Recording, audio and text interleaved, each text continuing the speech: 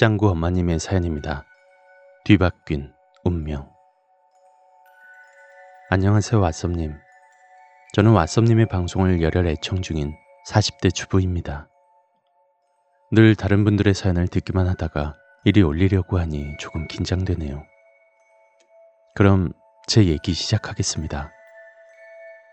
5년 전 몸의 이상징후로 여러 병원과 한의원을 전전했지만 낫질 않았고, 그러던 중 시어머님의 권유로 큰 병원을 가서 검사를 받게 되었습니다. 그런데 뒷목 3번째와 4번째 목뼈에서 탁구공만한 혹이 발견되어 당장 수술하지 않으면 전신마비가 될 수 있다는 청천벽력 같은 의사의 진단을 받았습니다. 어쩐지 사지가 뒤틀리고 온몸이 조여오는 고통으로 잠 못 드는 날이 많았던 터라 어느 정도 예상은 했었지만 참 무서웠습니다. 밤마다 저승사자로 보이는 사람들이 절 데리고 가려고 제 팔을 잡아 끌었고, 또 어떤 날은 현관문 밖에서 저를 부르며 빨리 나오라고 재촉하곤 했습니다. 그런데 그 당시 저의 큰오빠가 행방불명이 된 상태라 온 식구들은 그곳에 신경을 쓰느라 저의 수술 따위엔 관심을 갖지 못했습니다. 당시 저희 큰오빠는 개인 사업으로 작은 공장을 운영하며 승승장구하다가 그만 주식에 손을 대는 바람에 재산을 거의 날려 올케 언니와의 싸움이 잦아지더니 결국 이혼을 하고 집을 나가게 된 상황이었습니다. 하지만 막내인 저에게 있어선 참 특별한 오빠였습니다. 나이 차이가 많이 나서 그런지 어릴 때부터 절 참 예뻐했었거든요. 수술하러 가는 날 우연히 남편이 큰오빠와의 전화통화를 하게 되었고, 잘 지내라고 장례식장에서 보자고 하더랍니다. 그 당시 친정아버지의 병세 또한 악화되어 저희 가족은 아버지를 보내드릴 준비를 하고 있었던 터라 남편은 아버지 장례식장에서 보자는 소리로 알아들었답니다.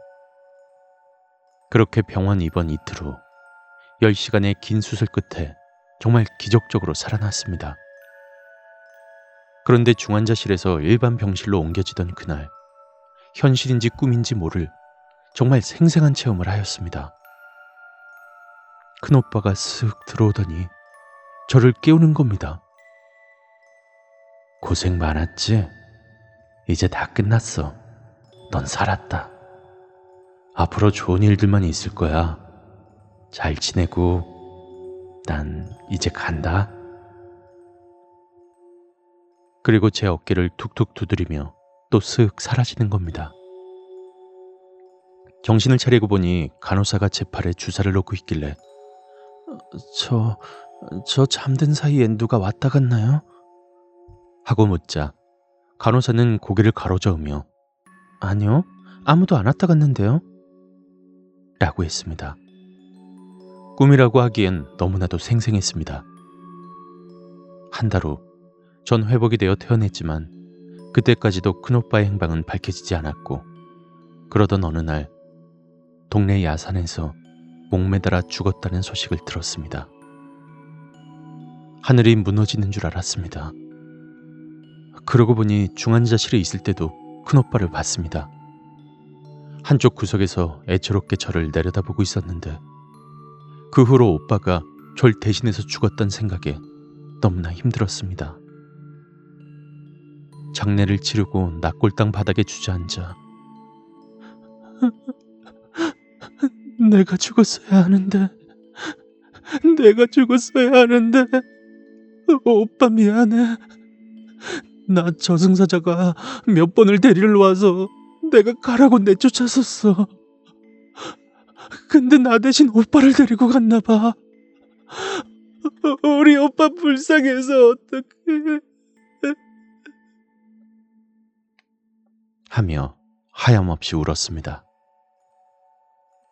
장례식 후로도 오빠는 종종 저를 찾아왔습니다.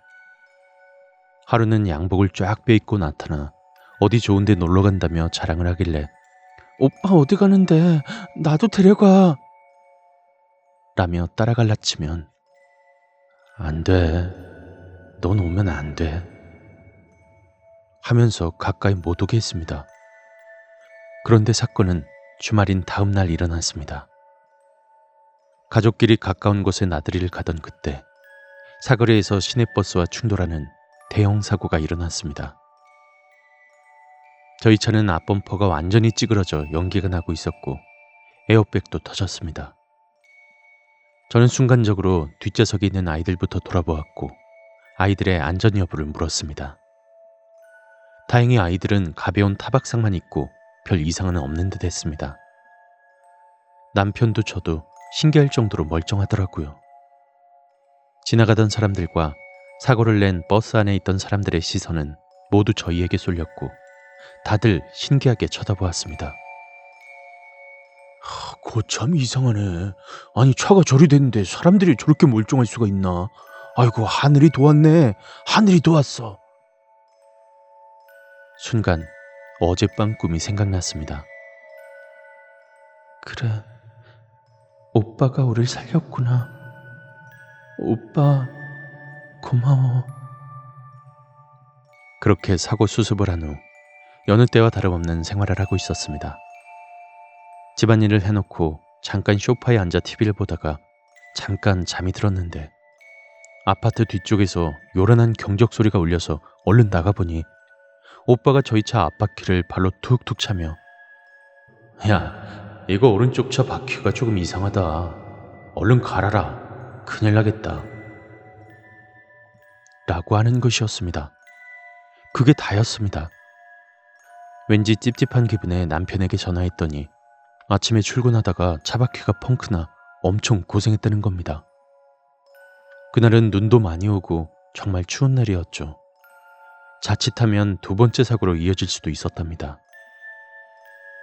그 일 이후 오빠는 더 이상 무슨 이유에서인지 제 꿈엔 나오지 않는답니다. 이젠 큰오빠가 좋은 곳으로 간 거겠죠? 더 이상 못난 막내 동생 걱정 그만하고 그곳에서 편히 쉬었으면 좋겠습니다.